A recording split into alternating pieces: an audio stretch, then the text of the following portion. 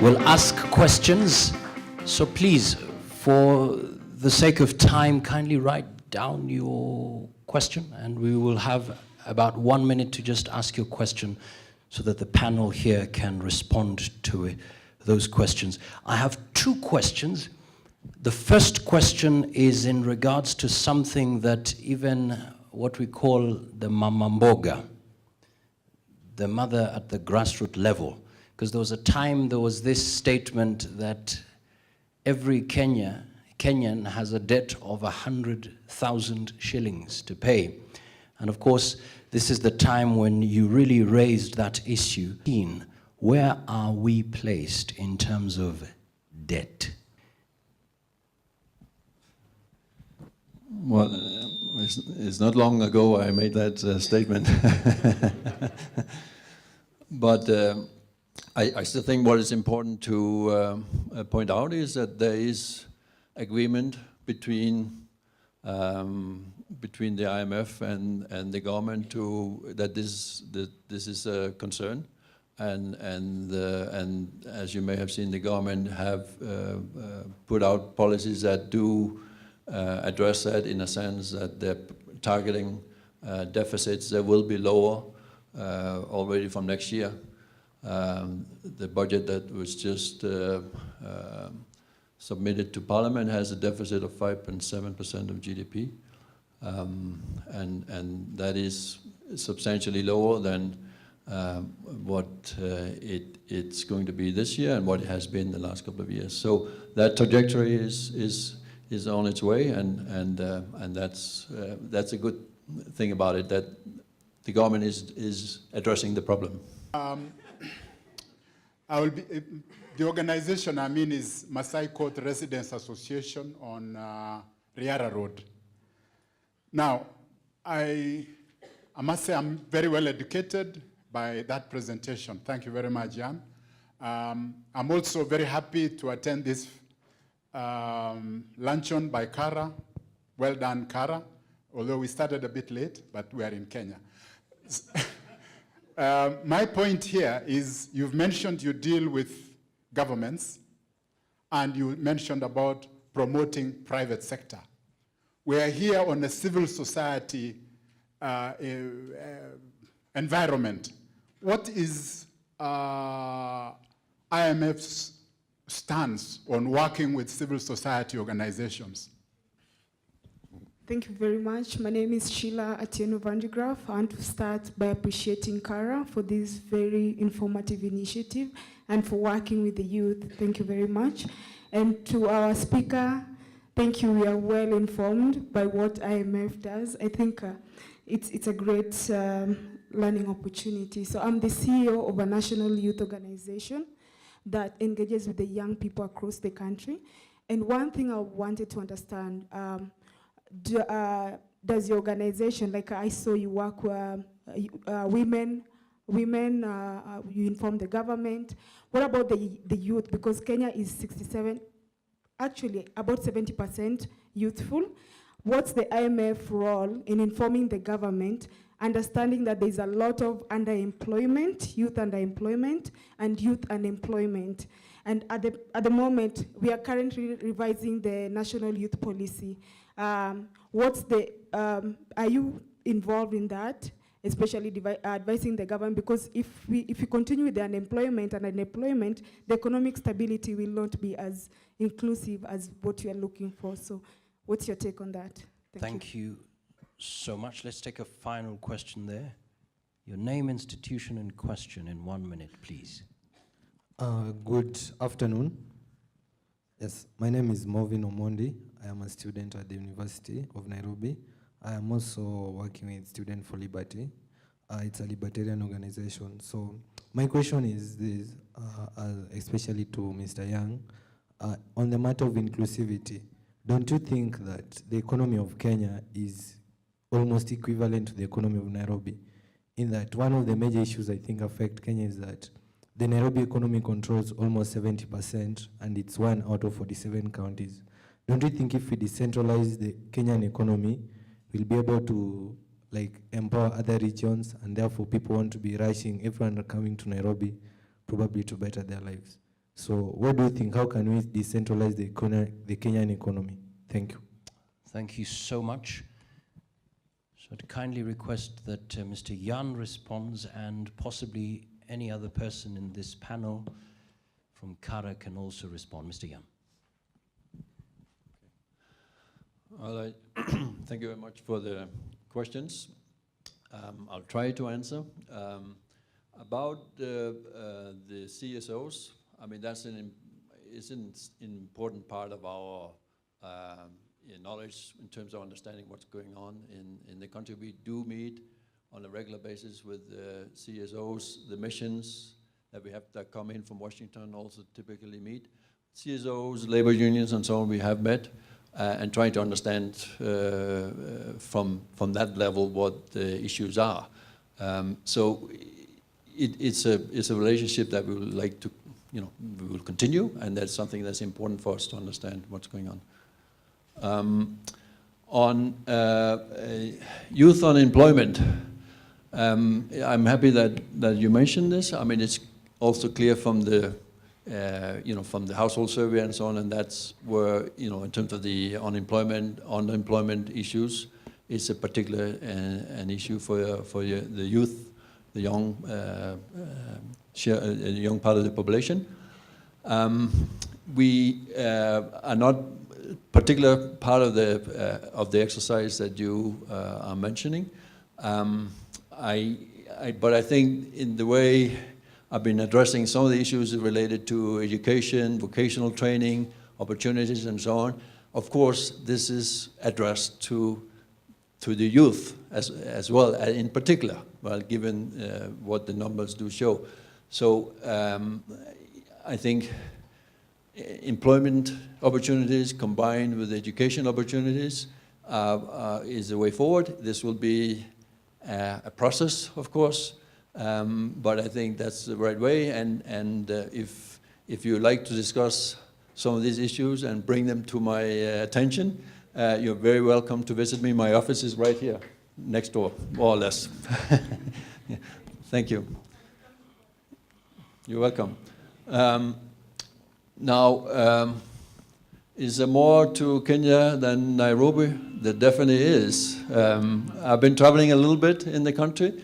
I'm aware that this is not, it's important that, I mean, inclusive really means inclusive for the population at large, not just the population in the Nairobi and the area. I think the experience with devolution is something that's been helpful, and it's something that we would like to continue to support, so that, both in terms of democracy and in terms of generating resources at the local level, that because it is at the local level, there's more commitment to make sure that the resources are being used for the right purposes and so forth. So that I think there's that community feeling about that. I think that's important. There are, of course, I mean, as economic growth is taking place in the country, the hope is that of course, with infrastructure, better access to markets within the country, that the regions are being brought in a bit more than it is today. So it's not our expertise per se. I mean, we do mainly deal with the central government. There are other of our sister organizations, the World Bank and others that do, and other bilateral development partners, African Development Bank and so on as well, that do work more on the regional level, but we collaborate with them, and we think it's important that the resources that's going to the regions are something that should be continued. All right, thank you so much. Possibly, I may want to throw this question to the Kara team and any person who would respond to this, and especially looking at the Kenyan situation in this current season of floods. We've seen Kenyans reacting in different ways. How do you position yourselves in such a way that we become solution-based, not only from a government perspective, but also from a citizen perspective? Actually, the issue is one, what you mentioned about platform for Mwananchi to be informed and engage. And then the second issue is just the level of engagement with the government, for instance. So one of the issues we could be able to look at as Kara and as ordinary citizens is having this kind of opportunity for people to have information and learn. But I think it goes beyond that, because what you see in terms of the flooding that we experience every year, I mean year in, year out, is a demonstration of lack of preparedness that we have in this country, and also lack of enforcement of policies by the government.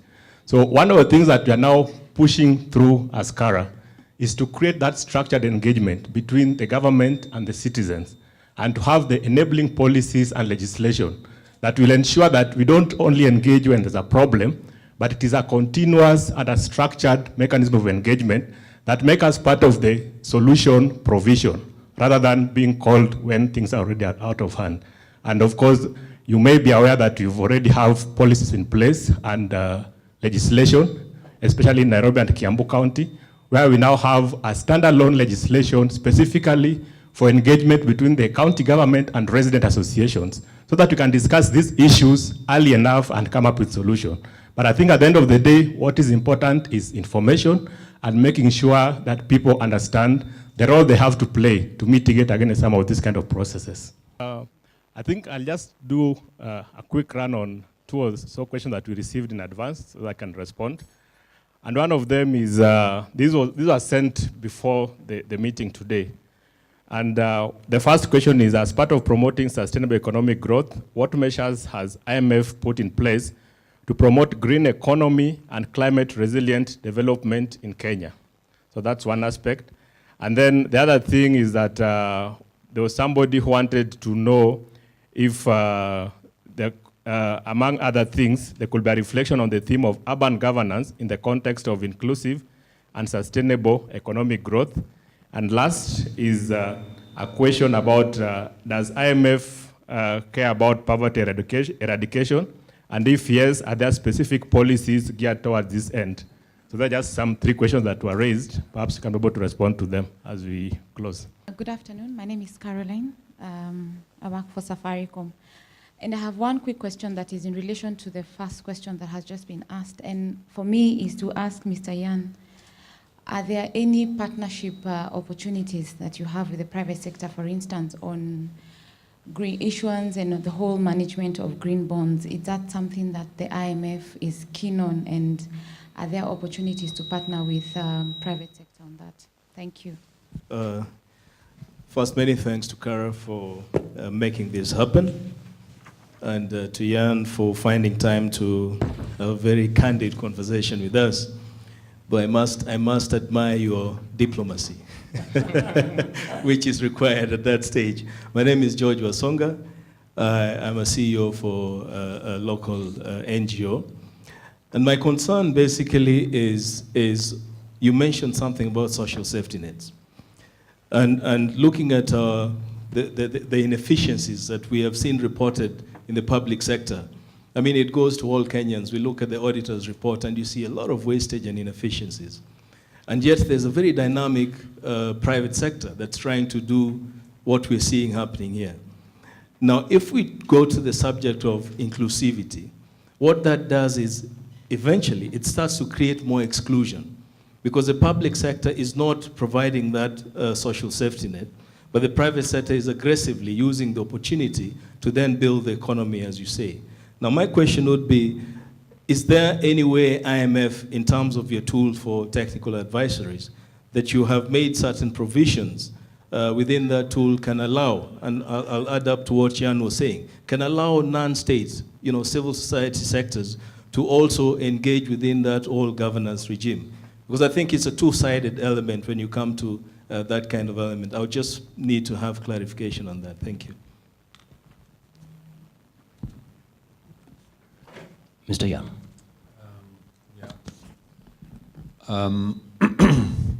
Let me just say a little bit about the environmental issues and the green bonds. I mean, of course, we are not an environmental institution, but that doesn't mean that we don't care about the environment, and there are many issues related to climate change and so on that have macroeconomic effects in terms of agriculture and so forth, and economic development overall.